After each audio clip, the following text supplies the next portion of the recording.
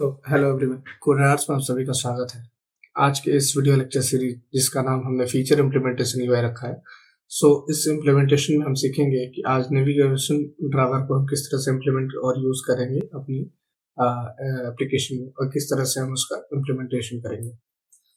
Basic अगर हम देखें तो हमें सबसे पहले एक नेविगेशन ड्राइवर एक्टिविटी की ज़रूरत है। तो अगर हमें कोई भी एक्टिविटी क्रिएट करनी है तो हम यहाँ पर राइट क्लिक करेंगे और यहाँ पर न्यू पे जाएंगे और एक्टिविटी पे जाएंगे, और यहाँ पे जाकर हम यहाँ पे देख सकते हैं कि कौन सी एक्टिविटी सेलेक्ट करनी है। अगर हमें नेविगेशन ड्राइवर एक्टिविटी की जरूरत है तो हम नेविगेशन ड्राइवर एक्टिविटी पे जाके हम एक नई एक्टिविटी क्रिएट कर सकते हैं, जिसमें पूरी की पूरी एक पूरा का सेटअप बना के हमें ये एंड्रॉइड स्टूडियो खुद जनरेट करके देगा। बट इस वीडियो में हम सीखेंगे कि हम मैनुअली किस तरह से इसको जनरेट कर सकते हैं बिना किसी ऑटोमेटिक यूज केस के। हम इसको क्रॉस करते हैं, उसको बंद करते हैं। यहाँ पे आप देख सकते हैं कि मैंने सारे फ्रैगमेंट्स और सारे एक्टिविटीज बना के रखे हुए हैं। हमने एक एक्टिविटी क्रिएट की है, मेन एक्टिविटी। इस मेन एक्टिविटी के अंदर हम किस तरह से नेविगेशन ड्राइवर को बनाएंगे वो हम देखते हैं। सबसे पहले ये वाली जो मेन एक्टिविटी की क्लास है वो हम यहाँ पे यूज करेंगे, और ये मेन एक्टिविटी है, इसके अंदर सारे फ्रैगमेंट्स को हम इस्तेमाल करेंगे। आजकल बहुत ही ज़्यादा ट्रेंडिंग में है कि एक सिंगल एक्टिविटी एप्लीकेशन, लाइक पूरा का पूरा एक एप्लीकेशन एक सिंगल एक्टिविटी में डिजाइन और डेवलप किया जाता है। इसलिए हमें एक एक्टिविटी के अंदर मल्टीपल फ्रैगमेंट्स का ही यूज करना होगा। सबसे पहले अगर हम देखेंगे तो इसका हम एक लेआउट बनाएंगे। हम कंट्रोल बटन का यूज करेंगे और इस पर क्लिक करेंगे एक्टिविटी मेन r.layout.activity मेन।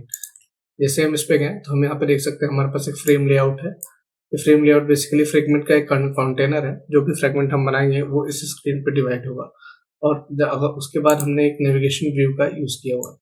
ये नेविगेशन व्यू है, ये एक ऐसा व्यू है गूगल के द्वारा दिया हुआ है जिसमें हम नेविगेशन बार का क्रिएशन कर सकते हैं। इसके लिए हमें बेसिक इस लाइब्रेरी की जरूरत पड़ेगी। तो हमें डबल शिफ्ट दबा के build.gradle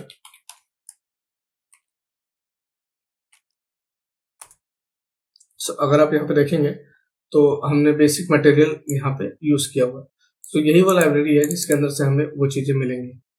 अभी हम क्या कर सकते हैं, सबसे पहले ये वाली लाइब्रेरी हम यहाँ पे डालेंगे और हम उसका यूज करेंगे।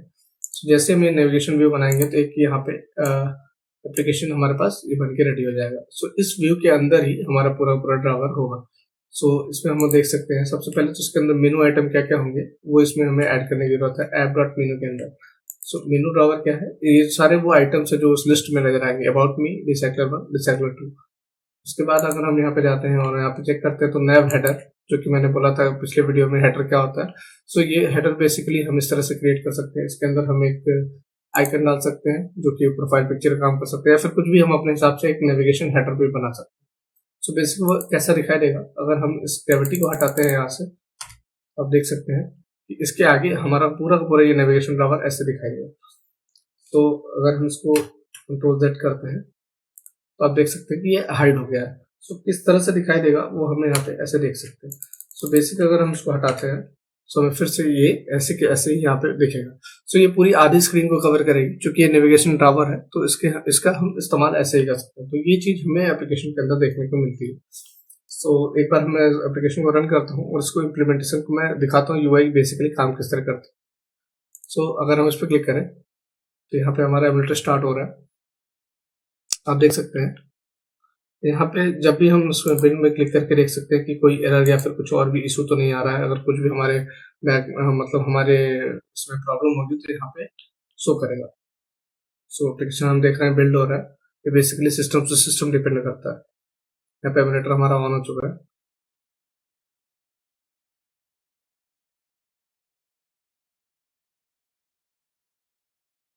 जैसे ही हमारा टारगेट डिवाइस ऑनलाइन होगा वो यहाँ पे हमारा पूरा का पूरा ऐप रन होगा और एग्जीक्यूट होगा, और हम इस चीज को देख सकेंगे कि किस तरह से हमने यूआई बनाई हुई है।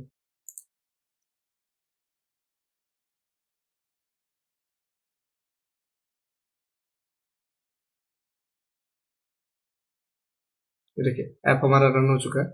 आप देख सकते हैं यहाँ पे ये पूरी चीज आ रही है। अगर आप यहाँ पे इस पे क्लिक करेंगे तो ये हाइड नहीं हो रही, क्योंकि इसकी जो ग्रेविटी है वो हमने दे रखी है। यहाँ पे अगर हम इसी ग्रेविटी के अगर स्टार्ट पे डाल दें, ठीक है, और इसको वापस से रन करें ऐप को,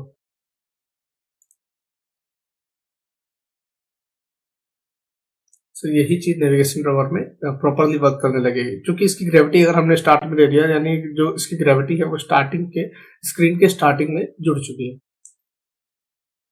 है ना। देखिए ऐप हमारा रन हो चुका है, इस पे हमारा नाम और अबाउट मी वाला फ्रेगमेंट रिडायरेक्ट हो चुका है। सो जैसे हम इस पे क्लिक करेंगे तो हमारा नेविगेशन ड्रॉवर खुल के आएगा, फिर हम इस बैक करेंगे तो वापस बंद हो जाएगा, फिर से क्लिक करेंगे तो वापस खुल के आएगा। तो हमारे पास तीन चीजें हैं, अबाउट मी और रिसाइकलर 1 और रिसाइकलर 2। तो हम किस तरह से हम इसका यूज करेंगे, किस तरह से हम किसी फ्रेगमेंट को इसके अंदर से रिडायरेक्ट करेंगे और किस तरह से इस यूआई को हम यूज करेंगे मेन एक्टिविटी के अंदर, आइए देखते हैं। सो इसको हम मिनिमाइज करते हैं, इसको भी हम मिनिमाइज करते हैं। सो हम मेन एक्टिविटी पे गए, और जब भी हम मेन एक्टिविटी पे जाएंगे तो हम देख सकते हैं हमारे पास तीन वेरिएबल है, एक एक्शन बार ड्रावर टॉगल है और एक नेविगेशन व्यू है और एक ड्रावर लेआउट है। तो इन तीनों वेरिएबल को हम यहाँ पे इनिशिएट करेंगे, जो कि आईडी हमने यहाँ पे दे रखी है, जैसा कि आपने एक्टिविटी मेन वाले स्क्रीन पे देखा है। सो उसके बाद हमने एक टॉगल बनाया हुआ है जिसके अंदर हमने ओपन ड्रावर और क्लोज ड्रावर का स्ट्रिंग पास किया हुआ है। सो इसके बाद हम देख रहे हैं कि ड्रावर का जो भी ऐड ऑन ड्रावर लिस्नर है, इसके अंदर से हम टॉगल को डालेंगे और टॉगल ही बताएगा कि हमारा जो ऐड ड्रावर है वो खुला हुआ है या फिर बंद है। सो एक्शन बार का सिंक स्टेट पे डालना मतलब कि जो हमें वो एनिमेशन वहां पे देखने को मिल रहा है, जैसे कि हम देख सकते हैं यहाँ पे एक एनिमेशन मिल रहा है ना, ये देखिए एक सिंक स्टेट का एनिमेशन मिल रहा है, ये घूम के ऐसे एक एनिमेशन दे रहा है, वो ये एनिमेशन इसकी वजह से आ रहा है। जैसे हम क्लिक करते हैं तो हमें ये वाला एनिमेशन मिलता है, ठीक है। उसके बाद हमने एक इनेबल किया हुआ है ताकि ये लोगो हमें दिखाई दे, ठीक है। उसके बाद हम नेविगेशन व्यू पे जाएंगे। नेविगेशन व्यू में जैसे ही हम set navigation set on click listener पे क्लिक करेंगे तो मेनू आइटम में हैंडल कर सकते हैं उस चीज को, ठीक है।